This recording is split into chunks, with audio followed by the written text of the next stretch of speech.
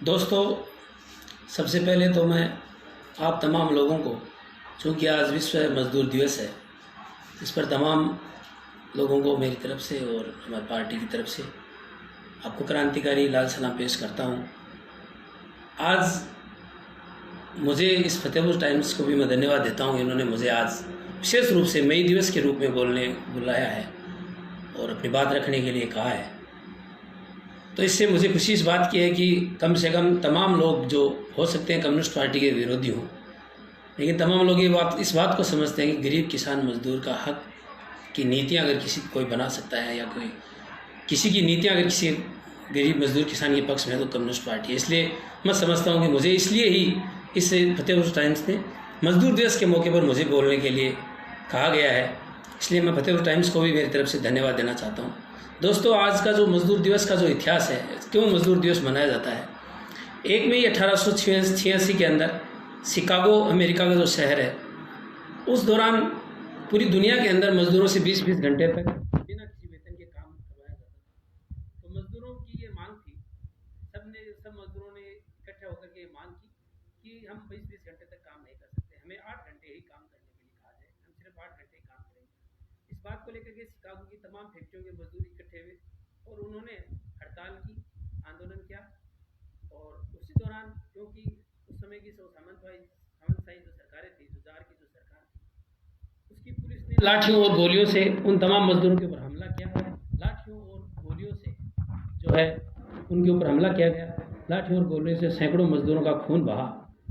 और उस खून में से जो भी मजदूर बचे थे, उस खून में से जो कपड़ा जो मजदूरों ने पहन रखा था, उस खून से रंगे कपड़े को एक लकड़ी में उठा के खड़ा किया गया। उसी दिन से इस मजदूर का झंडा लाल है और आज पूरी दुनिया के अंदर इस लाल झंडे के रूप का जो है मजदूर का झंडा लाल है। इसलिए इसका रंग से लाल नहीं हुआ ये झंडा खून के मजदूर से लाल हुआ है। इस अवसर पर मैं सबसे पहले उन 1 मई 1886 के शहीदों को क्रांतिकारी लाल सलाम पेश करता हूँ और श्रद्धांजलि अर्पित करता हूँ। दोस्तों, आज जो है कोविड-19 की वजह से आज हमारे देश के अंदर जो हालात हैं, मैं विशेष रूप से आज सिर्फ मजदूर दिवस की वजह से सिर्फ मजदूर दिवस के ऊपर बोलूँगा और देश के अंदर जो मजदूर की जो नीतियाँ बनी हैं उनके ऊपर बोलूँगा। उससे संबंधित अगर आप कोई लोग आप मुझसे सवाल पूछेंगे तो उन सवालों का ज़रूर जवाब देना चाहूँगा, क्योंकि ये सिर्फ मुझे मजदूर दिवस पे ही बोलना है, मजदूर की नीतियों के ऊपर बोलना है। दोस्तों, कोविड-19 के बहाने हमारी जो सरकारें इसका एक बहाना बना करके कि हमारी सरकार कह रही है कि कोविड-19 की वजह से जो है हालत हमारी ख़राब हो रही है, उसके बहाने से हमारी सरकारें वापस हमें 134 साल इसे मई दिवस को हो गए हैं, 134 साल सात दिवस को हो गए, 134 साल पीछे ले जाना चाहती है। क्योंकि हमारी जो केंद्र की जो सरकार है, भारतीय जनता पार्टी की जो सरकार है, वो अभी वापस 8 घंटे की बजाय 12 घंटे का काम करने का कानून वापस सरकार लेके आ रही है और इससे केंद्र सरकार इसका प्रयास कर रही है। और इससे पहले भी गुजरात और मध्य प्रदेश के अंदर जो भारतीय जनता पार्टी की जो सरकारें थी और अभी भी हैं, वो इस तरीके की अधिसूचना जो है वो पहले ही उन्होंने जारी कर दी है कि मजदूरों को अब 8 घंटे नहीं 12 घंटे काम करना पड़ेगा। इसलिए इस समय का सरकार गलत उपयोग करके मजदूरों को 12 घंटे काम करने की मजबूरी वापस करने के लिए जा रहे हैं। इसलिए मुझे लगता है कि वो 134 साल पुराना इतिहास वापस मजदूरों को दोहराने की, उस संघर्ष को वापस खड़ा करने की ज़रूरत है। इसी तरीके से मजदूरों के ऊपर हमले लगातार बढ़ रहे हैं। 44 श्रम कानून हमारे देश के संविधान में मजदूरों के हित में बनाए गए थे। मोदी सरकार के आने के बाद उन 44 श्रम कानूनों को वापस 4 कोड के अंदर बना करके मजदूरों के हितों के ऊपर, मूल अधिकारों पर हमला करने की कोशिश कर रही है। Gujarat chamber of commerce and industries जो है, जो उद्योगपतियों का एक ग्रुप है, उसने भी मांग की है कि ट्रेड यूनियनों के ऊपर जो 1 साल के लिए प्रतिबंध लगा देना चाहिए, ताकि मजदूर अपनी किसी भी तरीके के अपने अधिकार की बात नहीं कर सके, अपनी बात को रख नहीं सके। और उन्होंने इसके साथ साथ उन्होंने मांग की है कि महानरेगा के अंदर जो श्रमिक है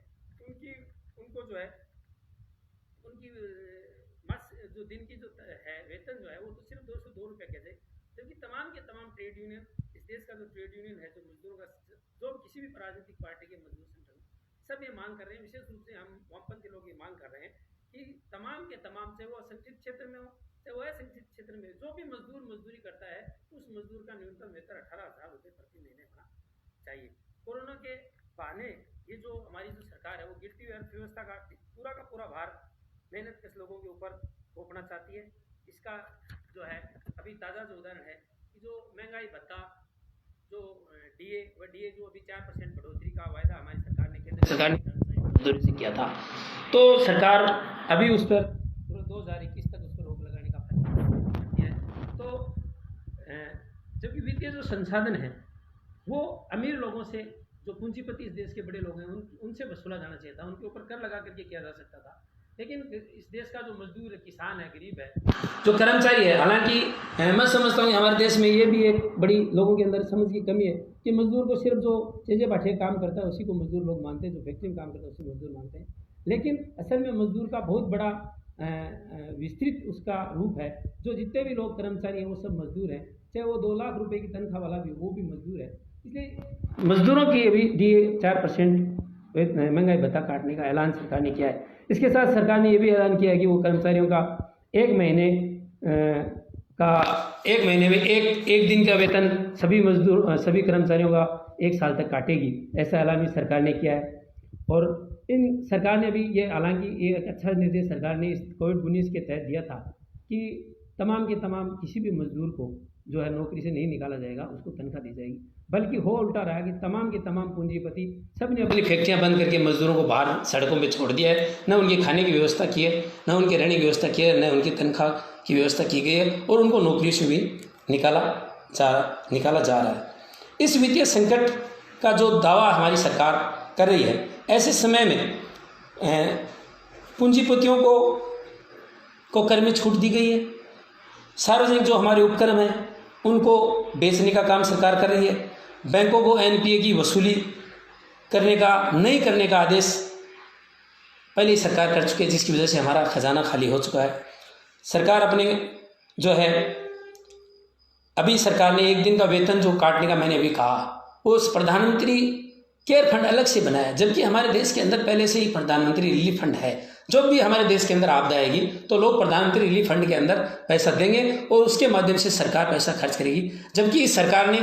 वो रिलीफ फंड है सरकार के पास, इसकी जरूरत नहीं है कि आप नया फंड कोई बनाए। फिर भी प्रधानमंत्री मोदी जी ने प्रधानमंत्री केयर फंड के नाम से बनाया क्यों है? हालांकि मोदी भक्त जो लोग हैं वो दूसरा तरफ देंगे, लेकिन मैं समझता हूँ क्योंकि अगर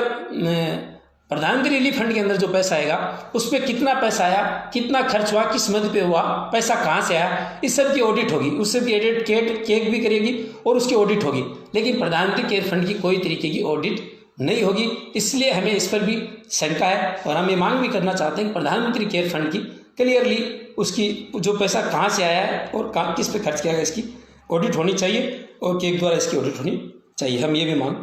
करते हैं। इसके साथ साथ जो भी 24 घंटे हेल्थ केयर कर्मचारी हैं, वर्कर्स हैं और अन्य जो कर्मचारी पूरी 24 घंटे इस कोविड-19 के मुकाबले के लिए, हमारे देश की आम जनता की ज़िंदगी को बचाने के लिए जो लोग कार्य कर रहे हैं, उनके लिए भी हमारी सरकार ने जो बिना प्लान के अचानक सिर्फ 4 घंटे का टाइम लेकर के लॉकडाउन की घोषणा करके, तालाबंदी की घोषणा करके 3 तरफा हमला इस मजदूर के ऊपर किया है। न उनके आने जाने की व्यवस्था की है, न उनके खाने पीने की व्यवस्था हुई, न उनके रहने की व्यवस्था हुई, न स्वास्थ्य कर्मियों को जो सुरक्षा के नज़रिए से जो पीपी किट मिलना चाहिए ना वो मिल रहा है। इस तरीके की जो बिना किसी प्लान के ये लॉकडाउन किया गया था, जिसकी वजह से ये 3 तरफा हमला उस पर, खाने का उस पर दिक्कत हुई है, उसकी नौकरी चली गई, उसकी भूख की, हर तरीके का हमला कुल मिलाकर के मजदूर के ऊपर हुआ है। प्रवासी मजदूर है, संगठित मजदूर, जो भी श्रमिक इस बिना किसी प्लानिंग की जो तालाबंदी हुई, नौकरी चले जाने के कारण काफ़ी परेशानी के अंदर हैं, उनके जो रहने खाने की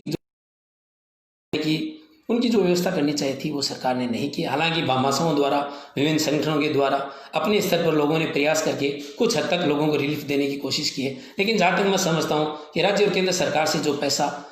इस मद में इन लोगों के लिए जो आना चाहिए था, मुझे लगता है आज तक इसी तरीके का कोई पैसा जनता को राहत के लिए नहीं आया है। जो गेहूं का वेतन बार लोग कह रहे हैं गेहूं दिए जा रहे हैं, वो गेहूं खाद्य सुरक्षा के अंदर पहले भी दिए जाते थे, वही गेहूं अभी दिए जा रहे हैं, तो वो पहले से ही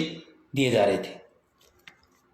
अगर इन तमाम समस्याओं का समाधान अगर सरकार को करना था तो हमारे देश के जो अरबपति उन पर अगर थोड़ा सा भी कर लगा देते तो उतना संसाधन उनके कर से छुटाया जा सकता था और इन तमाम लोगों की व्यवस्था की जा सकती है। क्योंकि मैं ये बताना चाहता हूँ कि हमारे देश की जो जीडीपी है, उस जीडीपी का 73% हिस्सा सिर्फ इस देश के 1% लोग ही उस 73% हिस्से का उपभोग कर रहे हैं। जितने इस देश के अंदर घरेलू उत्पाद है, जो जीडीपी है, उसका 73% हिस्सा सिर्फ 1% लोग उसका उपयोग कर रहे हैं। इन 1% लोगों के पास इतनी संपत्ति है कि इस देश के जो 70% लोग हैं, उनकी संपत्ति का 4 गुना ज़्यादा है। इस देश में 63 अरब संपत्तियों के पास हमारे केंद्रीय बजट का जो 2018-19 में हमारी सरकार ने, सेंट्रल गवर्नमेंट ने जो अपना बजट पेश किया था, उस बजट से भी ज़्यादा है। कुल मिलाकर के उनकी जो संपत्ति है वो 24,42,200 करोड़ रुपए है। प्रत्येक अरबपति के पास लगभग 5278 करोड़ रुपए की संपत्ति है। अगर उन पर एक छोटा सा कर भी लगा दिया जाता तो इस देश के जो 50 करोड़ मजदूर जो आज भूख से मर रहे हैं, जिनके आने जाने की व्यवस्था नहीं है, जिनके खाने पीने की व्यवस्था नहीं है, उन 50 करोड़ मजदूरों को राहत देने का काम सरकार कर सकती थी। लेकिन सरकार जो है इस अवसर को भी अपनी जनविरोधी सुधारों के एजेंडे, सुधारों के नाम पर, श्रम सुधारों के नाम पर एजेंडे को आगे बढ़ाने का काम ये सरकार कर रही है और अमीर लोगों को फ़ायदा देने का काम ये सरकार कर रही है। इसका ताज़ा उदाहरण हम समझ सकते हैं कि अभी सरकार ने जो है अभी सरकार ने 68,000 करोड़ रुपए जो है वो पूंजीपतियों के एनपी गए हैं, जिसमें विजय माल्या भी शामिल है जो हमारे देश का भगोड़ा है। नीरव चक्रवर्ती जो है वो भी इसमें शामिल है, जो हीरा कारोबारी है वो भी इसमें शामिल है। कितने मोदी भागे यहाँ से पैसा ले लेकर के, वो सब लोगों की इस लिस्ट के अंदर इसमें सबका नाम है।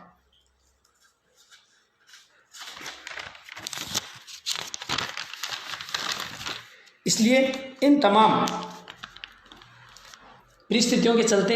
हमारी इस मई दिवस पर तमाम मजदूरों से और तमाम जो भी समझदार लोग हैं, जो बुद्धिजीवी वर्ग है, जो किसान और मजदूर जो एक दूसरे का हिस्सा है, उन तमाम लोगों से हम इस कोरोना वायरस की इस महामारी के मुकाबले के समय ये अपील करना चाहते हैं, इस मजदूर दिवस पर अपील करना चाहते हैं कि आज जो हमारे देश के अंदर जो परिस्थितियाँ हैं, जिस तरीके से मजदूरों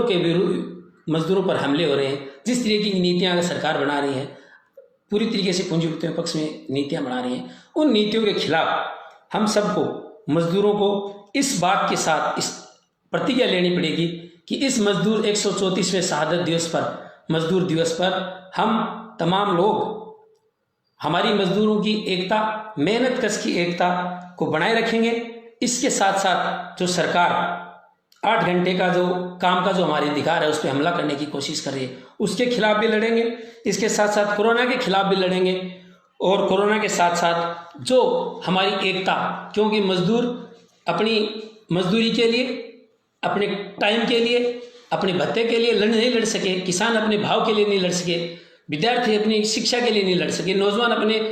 नौकरी के लिए नहीं लड़ सके। इसलिए सरकार और गोदी जो मीडिया है उसने मिलकर के जो गठबंधन है उनके पास, उस गठबंधन के माध्यम से जनता के दिमाग में जो जातिवाद, सांप्रदायिकता, धर्म के नाम पर जो जहर घोलने का काम किया है, वो उसके खिलाफ भी हमें जंग शुरू करनी पड़ेगी। इस शहादत दिवस के अवसर पर हम इस संघर्ष को भी तेज करेंगे कि हमारे जो मजदूर के ऊपर जो हमला हो रहा है, मजदूर और किसान के विरुद्ध जो नीतियाँ बनाई जा रही हैं, उनके खिलाफ इस मजदूर दिवस पर हम जातिवाद, सांप्रदायिकता, साम्राज्यवाद के खिलाफ भी हमारी लड़ाई को तेज करेंगे। हमारे मजदूर की एकता बनाएंगे और भाईचारे की एकता के साथ हम मजदूर एकता बनाएंगे, किसान के साथ एकता बनाएंगे, विद्यार्थी और नौजवान के साथ एकता बनाएंगे। एकता बना करके भाईचारे के साथ की मिसाल कायम करके इन तमाम नीतियों के खिलाफ लड़ाई लड़ेंगे और सरकारों को इस बात के लिए बाध्य करेंगे कि मजदूर के पक्ष में कानून बनेगा। इस देश की जो संपत्ति है उस पर अधिकार उन लोगों का नहीं है, इस देश पे अधिकार उन मजदूरों का, उन किसानों का है जिन्होंने इस देश की आज़ादी के लिए अपना खून बहाया है और इस देश को आज़ाद कराया है। इसलिए इस देश के ऊपर भी हक हमारा है। ऐसी नीतियां बनाने के लिए मजबूर करेंगे। धन्यवाद, आप लोगों ने मुझे सुना। मई दिवस की क्रांतिकारी लाल सलाम पेश करते हुए मेरी बात खत्म करता हूँ। इंकलाब जिंदाबाद, सियाह मजदूर एकता जिंदाबाद।